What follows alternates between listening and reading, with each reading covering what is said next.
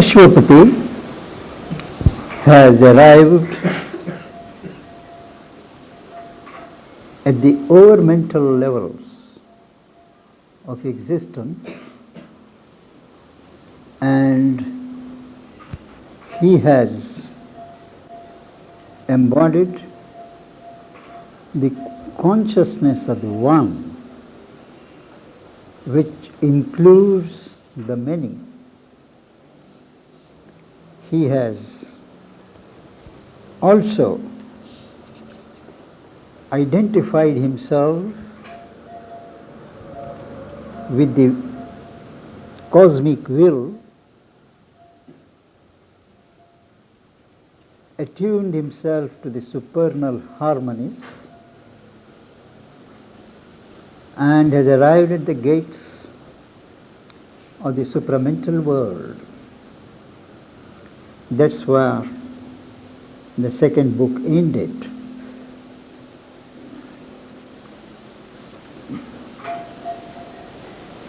The mystery, the ultimate reality, still eludes him. He has understood in a way all that has been created. He has traversed the many worlds and planes, but what's the origin?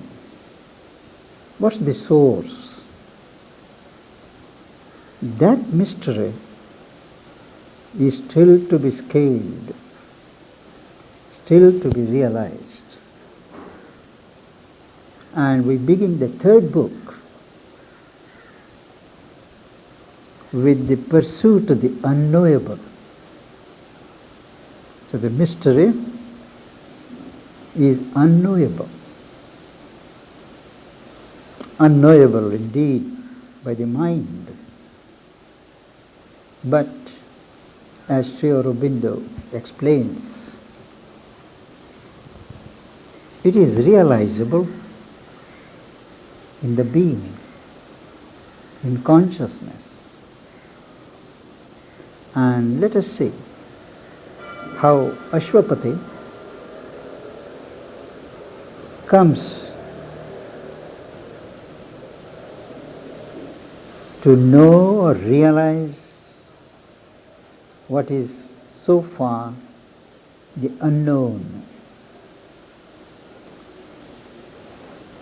First, he makes a few general observations of the state of things in our world. Always too little that the world can give.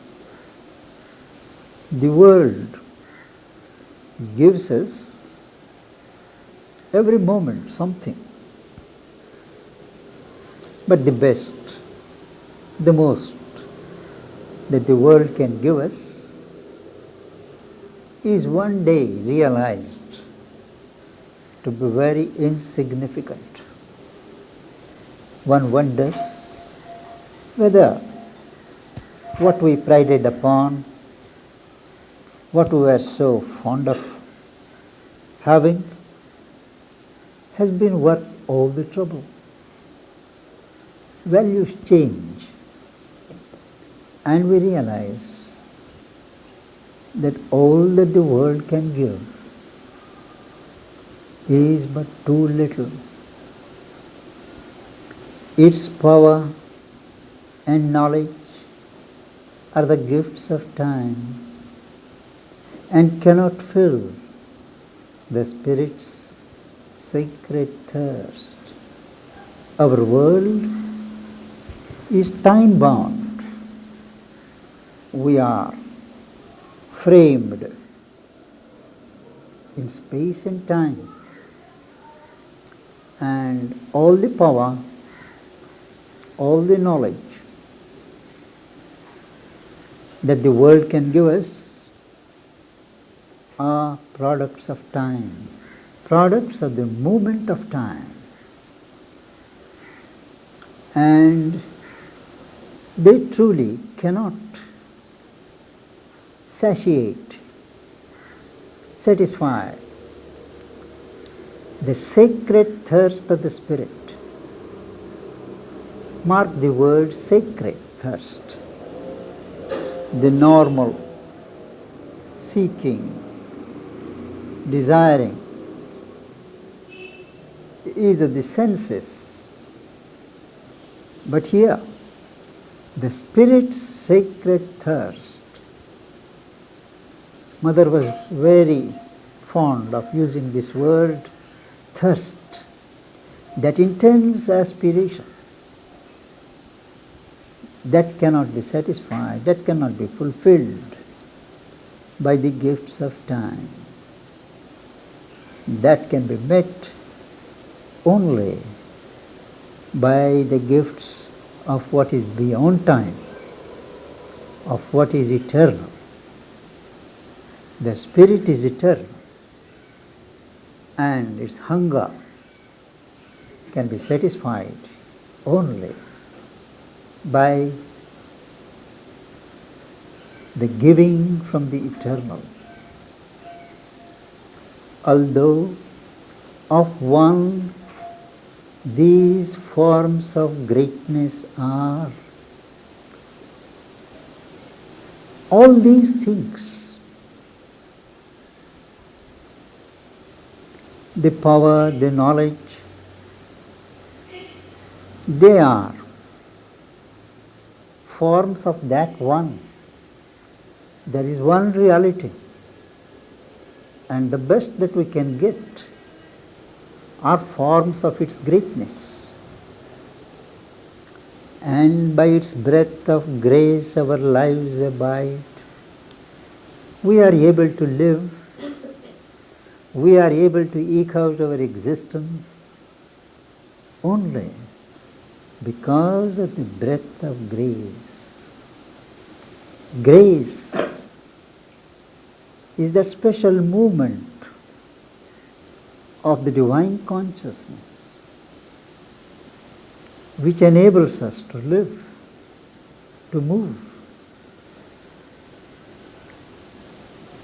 Although more near to us than nearness self, in a sense, that one which is beyond time, which is beyond the grasp of our mind, is close to us, closer than closeness itself. The self of nearness, the core of nearness, this one is nearer than that. It is some utter truth of what we are. Why is it so near to us? Because truly it is the irreducible truth, the ultimate and the final truth of what we are. After reducing everything that changes and moves, something immutable, something static, stationary, stable. That is that one. After making these general observations, giving, so to say, the background of Ashopati, now he links up to the stage where Ashopati has arrived. Says, hidden by its own works, it seemed far off. That one reality, that mysterious truth is veiled by its own works, by its own movements. Swagunair nigudam devatma shaktim, says the Upanishad.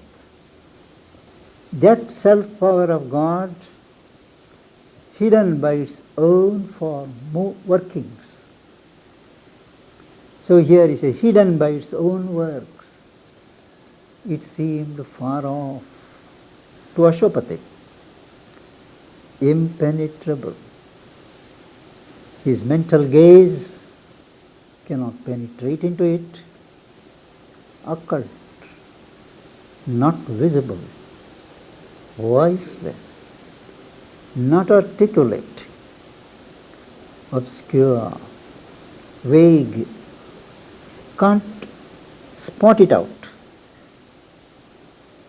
The presence was lost by which all things have charm.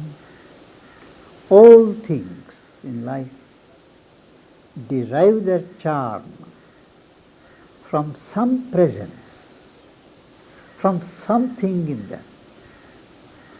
The beauty, the charm is not really due to our external decorations or embellishments, but there is some, what is it called in Sanskrit, kala, life kala. Without that, even a very beautiful form doesn't attract. But there is some presence of a consciousness which make things have charm. The presence was lost by which all things have charm. The glory lacked, of which they are dim signs. All things are dim, obscure signs of some glory, glory of God. But that glory is missing. Where is that glory? Ashwapati is wondering. The world lived on, made empty of its cause. The cause, the original cause, is not there to his experience. So, but the world lives on, but he feels it empty without the cause that makes it living. He feels the world is empty.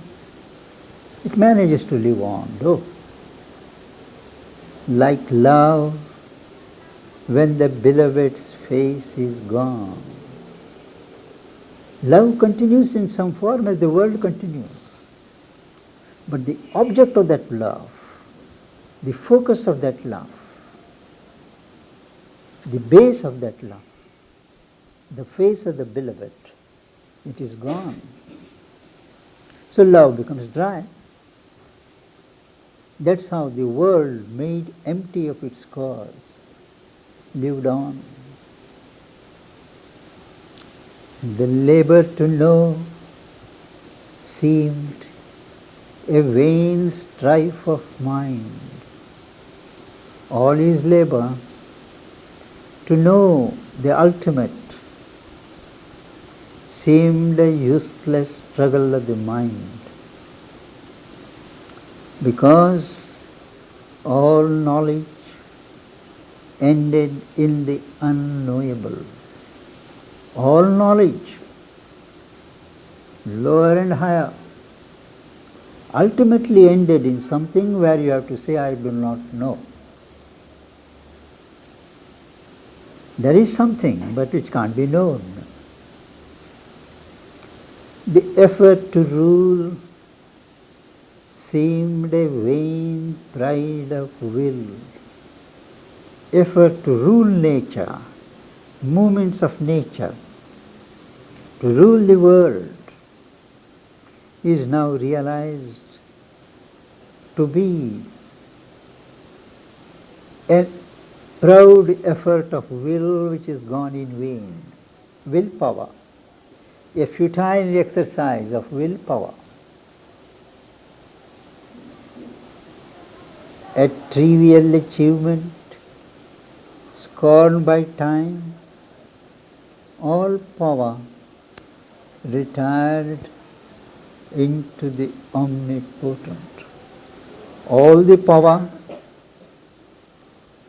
that had been built up that had been wielded, cherished as a achievement, turns out to be something trivial, which is scorned by time. For the immensity of time, this little power is a very insignificant affair.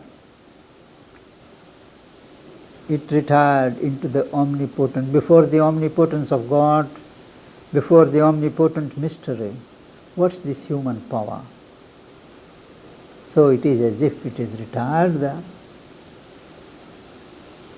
And then he makes one epigram, his observation.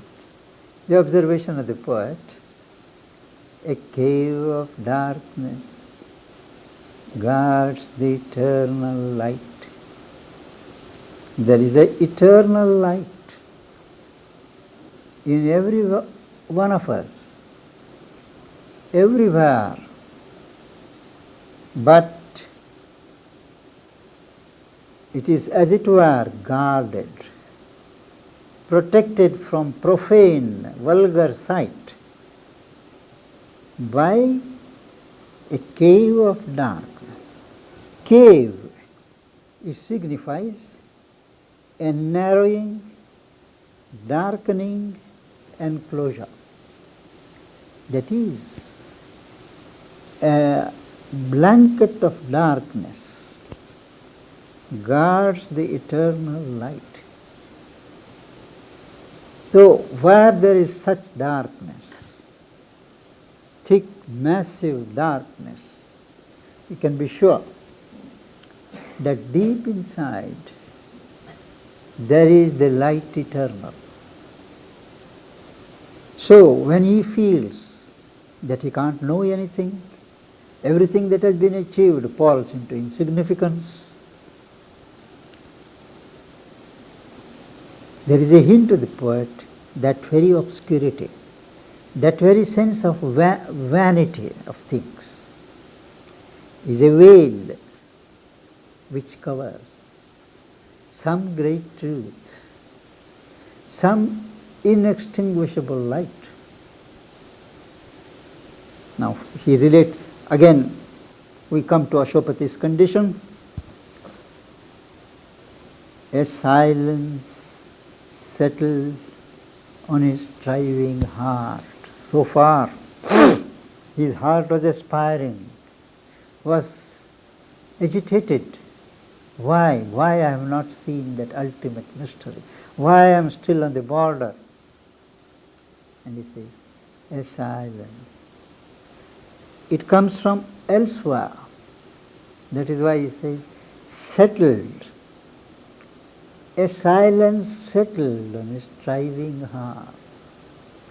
So the heart falls silent, absolved from the voices of the world's desire, freed, delivered from the voices of the world's desire. World's desire, not his own desire. He has long ago surpassed the reach of his own desire. Desire is no more valid for him. But as a king, as a representative of humanity, he does take cognizance of the world's desire, the need of the world, the claims of the world, the aspirations of the world. All of them call him, entreat him. But now, at this stage, absolved from the voices of the world's desire, he turned to the ineffable's timeless call. He hears a call. He leaves everything aside. The call of the timeless, eternal, ineffable. Ineffable is what cannot be described, what cannot be spelt out, what cannot be communicated. You may experience it, but you can't express it. So he turned to the ineffable's timeless call. And what's that ineffable? That is calling a being intimate and unnameable, a vast being, which he, however, feels very intimate, very close to him, and yet unnameable. It can't bear any name. It can't be defined. A wide, compelling ecstasy and peace. That being itself is exuding a wide ecstasy, a wide peace. But they are not just states of peace and ecstasy, but they are compelling. There is power in that ecstasy, force in that peace, which compel, which impose themselves. A being intimate and unnameable, a wide, compelling ecstasy and peace, felt in himself and all, and yet ungrasped. He feels that peace, he feels that ecstasy in himself and all around, and yet he cannot hold it, he cannot grasp it. Approached that being, approached and faded from his soul's pursuit. He feels as if it is coming nearer, and then when his inner being tries to touch it, reach it, it fades away, as if forever luring him beyond, as if it is a strategy to lure him, to attract him, to pull him out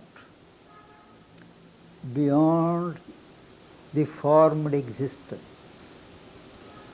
Near, it retreated. When he feels it near, it just retreats. Far, it called him still. It doesn't remain far, it calls him. Nothing could satisfy but its delight. It had that delight with it, that being. Once having tasted it, nothing else could satisfy him. Its absence left the greatest actions dull. When that delight of that being was not there, the greatest actions that he might do, they were felt as dull. Its presence made the smallest seem divine. The presence of that being, the presence of that vibration of delight, made even the smallest movement, smallest action, a divine movement and a divine action. So when it is there, everything seems divine. When it is absent, whatever the action, however great, one feels things dull. When it was there, the heart's abyss was filled. The profounds, the depths of the heart, they were filled when that being is there. But when the uplifting deity withdrew, when that elevating deity, the divine being, withdrew, existence lost its aim in the inane. Inane, it is a vast, nebulous something which has no character. So existence lost its aim. Where it is, existence does not know where it is going, why it is living, and it loses itself in the nebulous vastness. It is only the presence of that deity that gives meaning, that gives direction, that gives the joy of life. I think we have stopped better there and meditate as usual.